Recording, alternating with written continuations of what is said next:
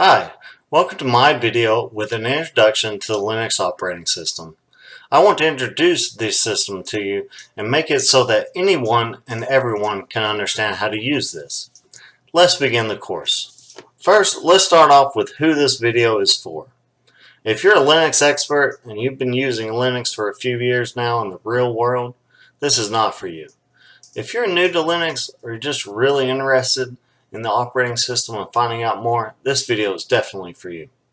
This will only take a few minutes of your time and it'll be well worth it. Let's get started. First, the history of Linux. Linux was created by a man named Linus Torvalds. This happened in March of 1994. The reason why he created this operating system, was because he was a university student at the time and he didn't have the money for the Windows operating system, which at the time was MS-DOS, or even the Unix operating system, which was very expensive at that time. A major deterrence in anyone starting with Linux is that it can be very complicated to install if you haven't had any kind of experience or knowledge on the subject. It is actually very easy, and in my opinion is really less complicated than installing a Windows. Continue on in the process of Linux installation. Let's turn now to our next slide. We'll see installing Linux. We have finally arrived at this step. So now what you're going to want to do is you're going to want to attach that disk that you burnt the ISO onto to your computer. Like I said earlier, there are different ways to do this. You can use the external USB hard drive. You can get the SATA to USB cable I mentioned, or you could even make the new partition and then install the ISO there and then just dual boot for you. You can also use a virtual machine, which is what I've done. I've downloaded an ISO and I've spun up a new virtual machine and I've installed this there. It's up to you what you prefer and what makes it easiest for you. So when you first start the installation process for Linux, depending on what version or flavor you've chosen, you may experience a different type of setup. Let's just say we chose Ubuntu to run through. This is a very friendly user interface, very desktop, a lot like Windows, helps to kind of migrate people over to the Linux operating system.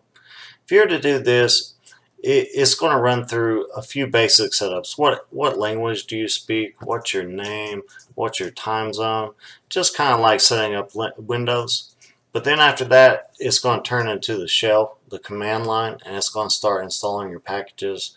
There it will request your username and your password and just some basic things while it just installs all the major packages and leaves you out of any kind of work.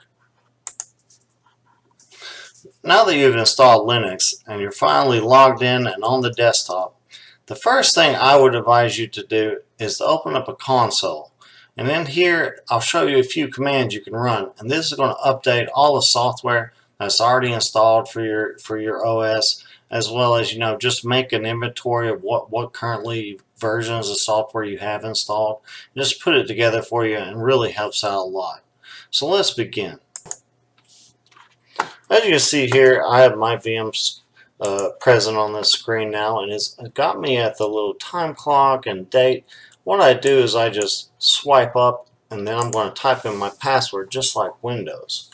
So my password, then I hit the unlock button, and here, this is the Linux Ubuntu desktop.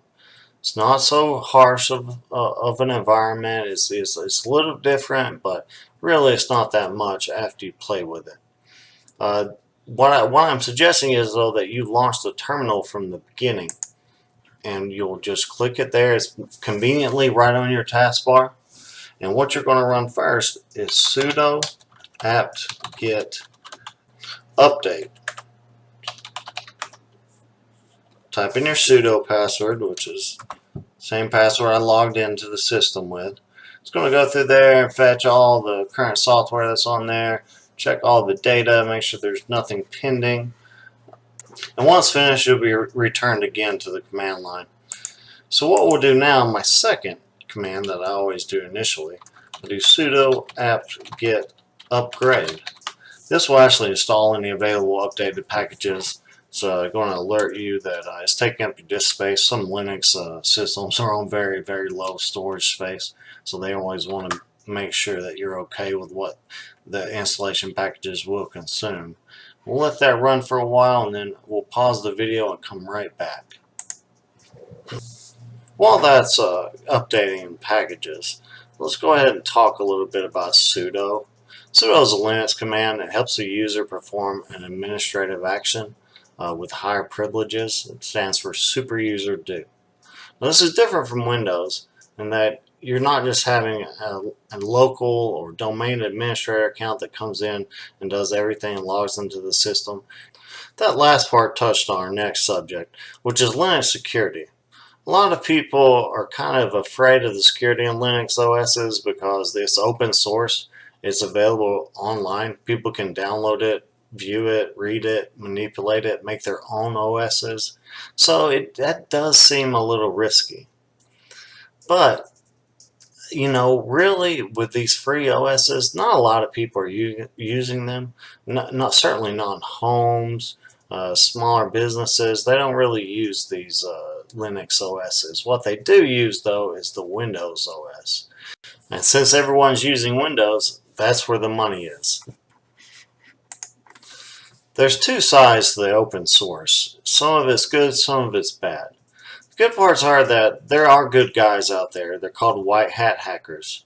And they will try to make things better and more secure, more safe for people, constantly trying to penetrate networks by authorization and also test code and just find the loopholes before the bad guys find them.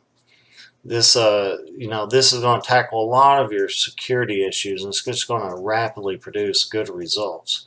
However, you do have the bad guys, and they certainly outnumber all of the good guys. There are people all over this world that want to make some easy money or just spread their hate and their corruption. And so having that kernel and that source code just online, that is a dangerous thing. So it's kind of like a race, only the good guys are far outnumbered by the bad guys. This concludes my brief introduction to the Linux operating system. I hope you guys learned something and that you enjoyed this video.